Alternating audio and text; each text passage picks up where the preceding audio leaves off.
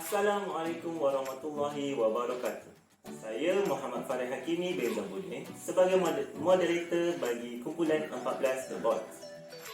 Kami pada hari ini akan membincangkan serta mengupas satu topik mengenai pembangunan lestari.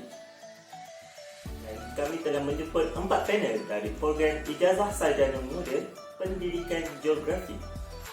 Panel pertama kita pula yang berbaju batik serta segak bergaya iaitu saudara Arif. Panel kedua kita orang yang handsome bagaikan Remy Ishak iaitu saudara Takir. Panel ketiga pula hitam manis orangnya iaitu saudara Abdul Faris Karamullah. Dan panel terakhir kita pula orangnya petah dalam berbicara iaitu saudara Haziq. Okey, pasti anda tertanya-tanya, apakah itu pembangunan lestari? Oleh yang demikian, saya ingin bertanya kepada panel yang pertama. Boleh saudara Harith menerangkan apakah maksud serta menerangkan secara terperinci mengenai pembangunan lestari? Silakan. Assalamualaikum warahmatullahi wabarakatuh. Terima kasih diucapkan kepada saudara moderator. Saya selaku panel yang pertama, saya akan menerangkan mengenai sejarah dan definisi pembangunan lestari di Malaysia. Kita sering mendengar mengenai pembangunan lestari, tetapi adakah kita sebagai masyarakat tahu apa yang dimaksudkan dengan pembangunan lestari? Sejauh manakah pembangunan lestari ini dah penting kepada alam sekitar? Pembangunan lestari ini boleh didefinisikan sebagai pembangunan yang dilaksanakan bagi menghindari pelupusan sumber dan memastikan kerosakan yang minimum ke atas alam semula jadi. Pembangunan lestari ini memerlukan kemajuan serentak dan seimbang dalam 3 dimensi yang saling bergantung antara satu sama lain, iaitu dimensi sosial, dimensi ekonomi dan dimensi alam sekitar. Pelestarian ini berkaitan kualiti hidup dalam populasi ataupun masyarakat sama ada dalam sistem ekonomi, sosial dan alam sekitar. Tujuan pembangunan lestari secara mampan ini adalah untuk mengimbangi keperluan ekonomi, sosial dan alam sekitar. Ia juga membolehkan kemakmuran pada masa sekarang dan pada masa yang akan datang. Menerusi sidang kemuncak bumi yang telah diadakan pada tahun 1992 di dalam agenda 21, matlamat pembangunan lestari ini adalah untuk membolehkan setiap individu untuk hidup dengan pembangunan yang fizikal dan mental serta rohani yang stabil. Malangnya manusia melalui corak yang tidak mempan dalam penggunaan sumber mengakibatkan kadar perubahan dan seterusnya membawa kepada tahap yang dialami oleh alam sekitar. Oleh sebab itu, isu pembangunan lestari ini telah dibincangkan secara lebih serius melalui sidang kemuncak bumi pada 3 dan 4 hari bulan 6 tahun 1992 di Rio de Janeiro, Brazil. Persidangan ini telah menghasilkan agenda 21, iaitu pelan tindakan untuk memikirkan semula pertumbuhan ekonomi untuk memajukan keseksama sosial dan memastikan hubungan alam sekitar lebih terjamin. Itulah ujian saya mengenai definisi dan sejarah tentang pembangunan lestari di Malaysia. Sekian, terima kasih. Satu penerangan yang sangat baik mengenai maksud pembangunan lestari dari saudara Harith tadi.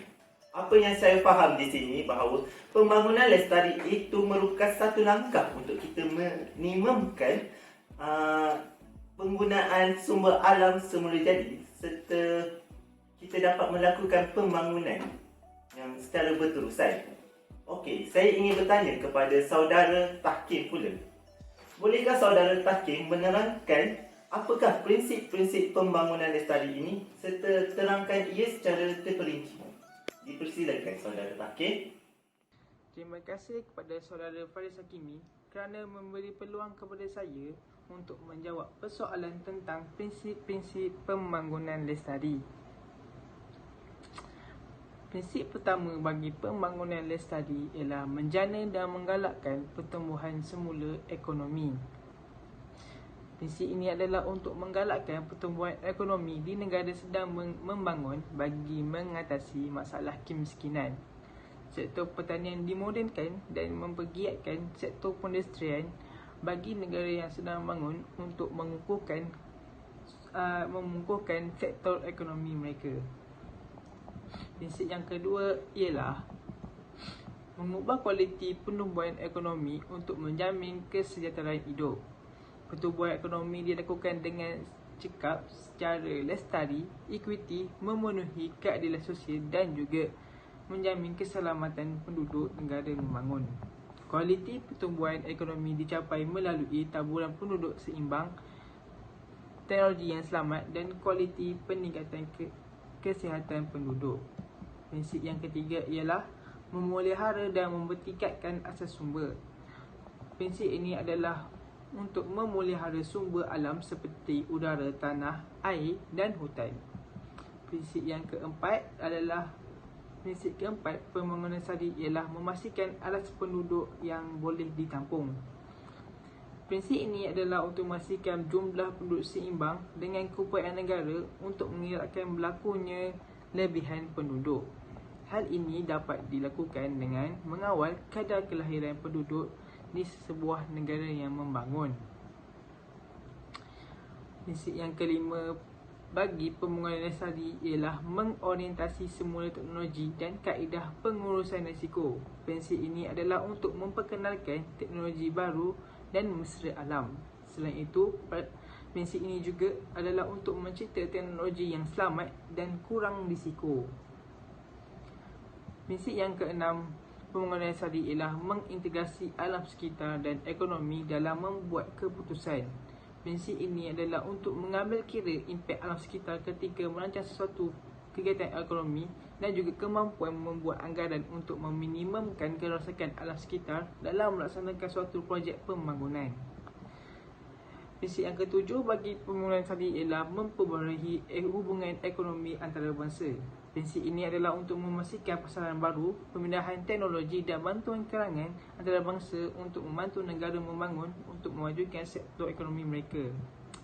Dan prinsip yang terakhir bagi pembangunan lestari ialah merupakan kerjasama antarabangsa. Prinsip ini merupakan salah satu peranan PBB dalam membentuk hubungan kerjasama antarabangsa. Perkongsian pengalaman, modal dan sumber antara negara yang maju kepada negara yang bangun dalam memberi bantuan dalam bentuk kewangan supaya dapat membantu negara yang sedang membangun. Okey. Sampai situ saja bagi saya untuk menjawab persoalan tentang prinsip-prinsip pembangunan lestari. Terima kasih. Oh, jadi di sini pembangunan lestari ini mempunyai 8 prinsip di mana prinsip ini menjadi panduan serta pegangan untuk sesebuah negara untuk melaksanakan pembangunan lestari ini. Okey, saya ingin bertanya kepada panel ketiga kita iaitu saudara Abdul Faris. Okey, saudara, bolehkah saudara mengupas apakah komponen yang terdapat dalam pembangunan lestari ini? Dipersilakan saudara.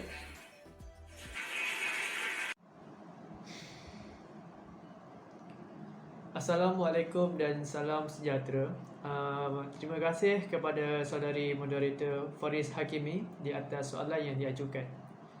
Baiklah, terdapat 7 komponen dalam pembangunan lestari, iaitu yang pertama, pemeliharaan sumber, pembangunan fizikal, kualiti alam sekitar, kesesamaan sosial, penyertaan politik, ekonomi dan budaya. Okey, di sini saya akan simpulkan lebih jelas berkenaan dengan komponen dalam pembangunan lestari, iaitu yang pertama, pemeliharaan sumber bagi memastikan penerusan penawaran sumber semula jadi pada masa sekarang dan akan datang melalui penggunaan tanah yang efektif, penggunaan sumber yang tidak boleh diperbarui, pemeliharaan kepelbagaian sumber semula jadi. Pemeliharaan merangkumi pergantian sumber, perubahan dalam cara penggunaan dan memberikan perhatian kepada faktor integrable seperti nilai keselesaan dan nilai warisan. Okey, faktor yang kedua adalah pembangunan fizikal bagi memastikan pembangunan alam bina akan berharmoni dengan alam semula jadi di mana hubungan mereka adalah seimbang dan saling memanfaatkan, membantu menyedarkan komuniti tentang peluang yang terdapat di kawasan tersebut dan meminimumkan pemadiran sumber dan keburukan yang akan dibawa kepada komuniti apabila sesetengah kawasan perniagaan mengalami tekanan pembangunan yang melampau, sedangkan sesetengah kawasan mengalami kemerosotan perniagaan seperti penutupan kedai dan kehilangan pekerjaan.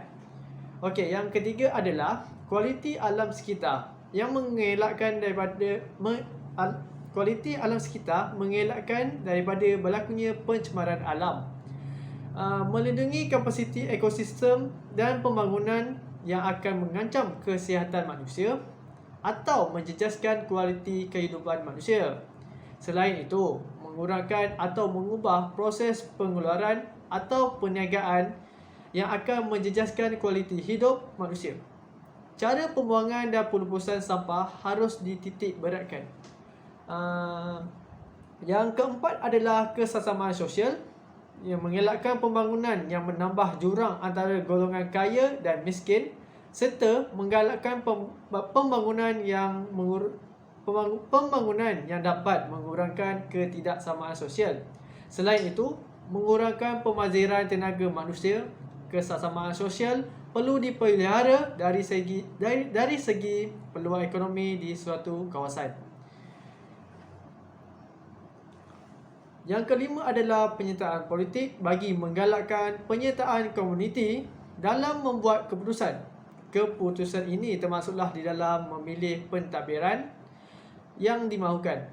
Malaysia mengamalkan sistem demokrasi berparlimen di mana rakyat bebas di dalam menentukan tampuk pemerintahan yang diinginkan melalui pilihan raya yang diadakan setiap 5 tahun bagi membolehkan rakyat untuk membuat pilihan di dalam parti-parti politik yang bertanding. Seterusnya, ekonomi. Melihat dari segi ekonomi, terdapat beberapa kriteria yang diambil penekanan di dalam pembangunan lestari, iaitu pertumbuhan ekonomi yang berangsangkan. Ekonomi ini melibatkan pertambahan peluang pekerjaan, penggunaan yang meningkat, pelaburan asing serta pengangguran dan kemiskinan yang berkurang. Yang kedua adalah kesesamaan di mana ekonomi yang dibangunkan dapat diterima oleh semua orang serta memperolehi manfaat daripada pembangunan ekonomi tersebut. Yang ketiga adalah kecekapan dalam perancangan serta pembangunan ekonomi yang dirancang. Kecekapan ini adalah kecekapan dalam perancangan serta pembangunan ekonomi yang dirancang. Yang terakhir adalah budaya, iaitu Gurmit Singh, iaitu tokoh pencipta alam yang selalu berbasikal mengusahakan pertanian organik, pengamal kita semula, barang terpakai dan mempromosikan penggunaan tenaga suria. Dipilih sebagai pemenang anugerah penggunaan lestari sempena Hari Penggunaan Malaysia pada 26 Julai lalu. Anjuran Kementerian Perdagangan Dalam Negeri dan Hal Ehwal Pengguna. Galmit dipilih kerana komitmennya terhadap gaya hidup dan kepenggunaan lestari selari dengan tema kesederhanaan menjamin kesejahteraan dan slogan amalkan penggunaan lestari. Okey, sekian, terima kasih. Wow, satu penerangan yang baik dari saudara Abdul Faris Karamullah. Yang mana komponen ini dia memainkan peranan untuk pembangunan dalam sesebuah negara. Serta komponen ini dia meliputi kesemua aspek seperti politik, ekonomi, sosial serta alam sekitar. Okey, untuk panel yang keempat, iaitu panel terakhir kita. Bolehkah saudara Haziq menerangkan apakah langkah-langkah yang boleh dilakukan dalam pembangunan lestari ini? Dipersilakan saudara. Terima kasih kepada saudara Hakimi di atas soalan tersebut. Nama saya ialah Muhammad Azzaika bin Kamarudin. Saya akan meneruskan dengan langkah-langkah pembangunan lestari. Langkah yang pertama ialah memperkasakan penguatkuasaan undang-undang. Hal ini kerana banyak hutan-hutan dan kawasan-kawasan tanah yang telah diteroka tanpa lesen.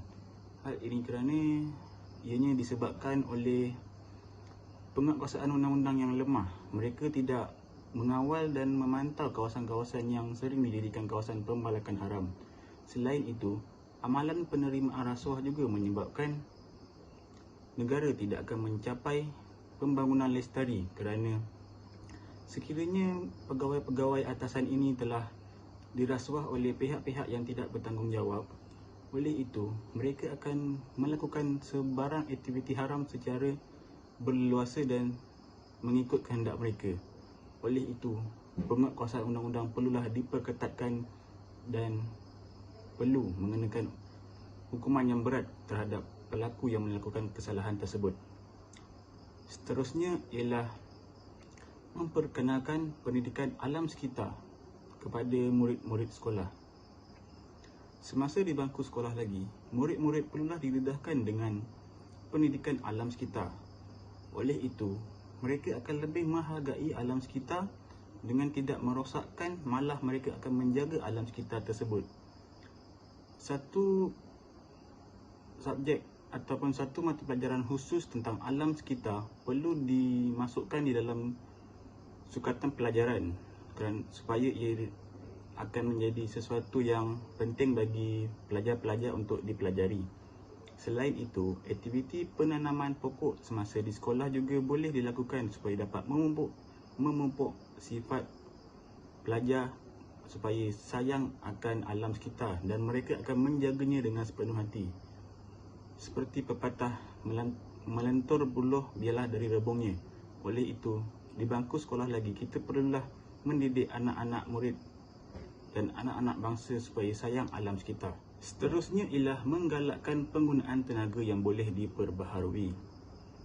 Seperti yang kita tahu, tenaga elektrik kita pada masa kini dijana oleh pembakaran arang batu untuk menghasilkan tenaga elektrik. Oleh itu, kita perlulah menggunakan sumber tenaga yang boleh diperbaharui seperti tenaga angin, tenaga solar dan juga tenaga ombak untuk menghasilkan elektrik kerana ianya lebih mesra alam dan tidak akan menyebabkan kemusnahan alam sekitar. Seperti yang kita sedia maklum, pembakaran arang batu ataupun bahan api fosil untuk menjana elektrik akan menyebabkan pembakaran terbuka dan ianya akan membebaskan karbon dioksida yang banyak. Karbon dioksida yang banyak di udara akan menyebabkan kadar oksigen menurun. Oleh itu, penggunaan sumber tenaga yang boleh diperbaharui haruslah digalakkan supaya dapat digunakan untuk masa akan datang kerana sumber tenaga yang tidak boleh diperbaharui akan habis jika tidak dikawal penggunaannya. Dan langkah yang terakhir ialah menggalakkan amalan 3R dan juga 5R. Seperti yang kita tahu, 3R ialah reuse, reduce, recycle. Dan 5R pula ialah tambahan, iaitu repair dan juga rethink ataupun fikir semula dan baiki semula. Amalan tersebut perlulah diamalkan dari kecil lagi supaya pembaziran bahan buangan yang boleh digunakan semula tidak dibuang begitu saja. Hal ini kerana lambakan sampah semakin meningkat dari hari ke hari. Oleh itu, sekiranya barang tersebut boleh digunakan ataupun boleh dikitar semula, lebih baik dikitar semula ataupun digunakan semula supaya tidak menambahkan lagi jumlah sampah yang terdapat di negara kita. Sekian dari saya. Terima kasih. Oh, jadi di sini langkah-langkah ini dijangkakan dapat mendatangkan kebaikan kepada negara serta dapat menjaga kelestarian alam sekitar. Oh, sedar tak sedar kita sudah sampai ke penghujung forum kita pada kali ini. Okey, sebagai pengakhiran, saya ingin menyimpulkan mengenai tajuk kita. Pembangunan lestari ini merupakan satu langkah yang penting dalam menjamin kelestarian sumber alam semula jadi sehingga ke masa akan datang. Oleh yang demikian, pembangunan lestari ini amat bergantung kepada pemeliharaan dan pemuliharaan kesejahteraan manusia dan ekosistem secara bersama. Sekian saja forum kita pada kali ini. Sekian, terima kasih. Tapi bohong. Ayu, pal pal le